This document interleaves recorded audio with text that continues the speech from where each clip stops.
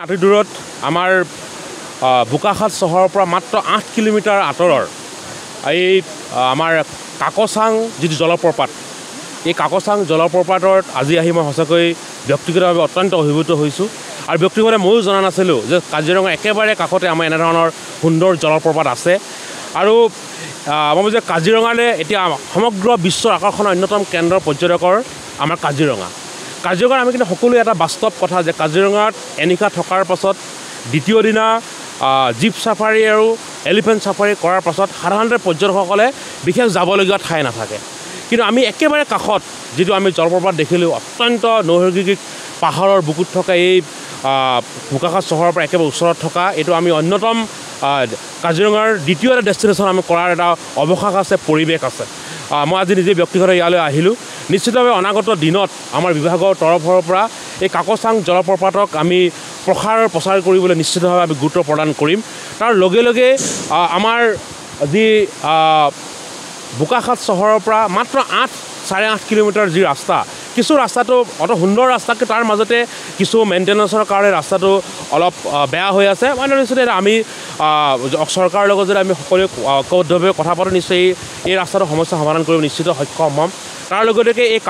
কাকচাং যি জলপ্ৰপাত এই জলপ্ৰপাত আমাৰ কাৰ্বি আংলং সাহিত্য পৰিষদৰ অন্তৰ্গত গতিকে আমি আমাৰ অসম পৰ্যটন বিভাগে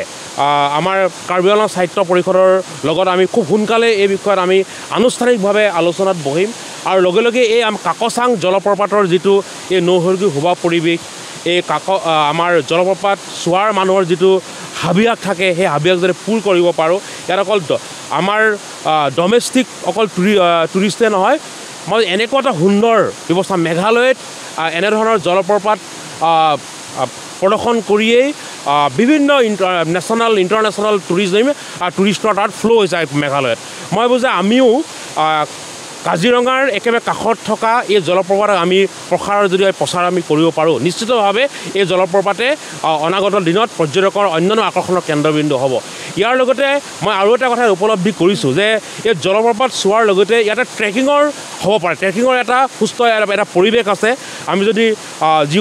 যিসকল প্ৰিয় ব্যক্তি ট্ৰেকিং যিসকলে কৰি ভাল পায় সেইসকলৰ বাবে আমি যদি ইয়াতে কিছু সজাই পৰাই তুলিব পাৰোঁ কিছু যদি আমি ব্যৱস্থা আন্তঃগাঁথনি ঠিক কৰি দিব পাৰোঁ নিশ্চিতভাৱে আমি ট্ৰেকিঙৰ ক্ষেত্ৰতো আমি যথেষ্টখিনি আমি পৰ্যটকৰ ইয়াতে আমি আনিবলৈ সক্ষম হ'ম আৰু নিশ্চিতভাৱে অনাগত দিনত আমি অসম পৰ্যটন বিভাগে এই কাকচাং জলপ্ৰপাতক অসমৰ এটা অন্যতম টুৰিষ্ট ডেষ্টিনেশ্যন বা ভাৰতবৰ্ষৰ এটা অন্যতম টুৰিষ্ট ডেষ্টিনেশ্যন কৰিবলৈ আমাৰ প্ৰয়াস নিৰন্তৰভাৱে আমাৰ প্ৰয়াস চলি থাকিব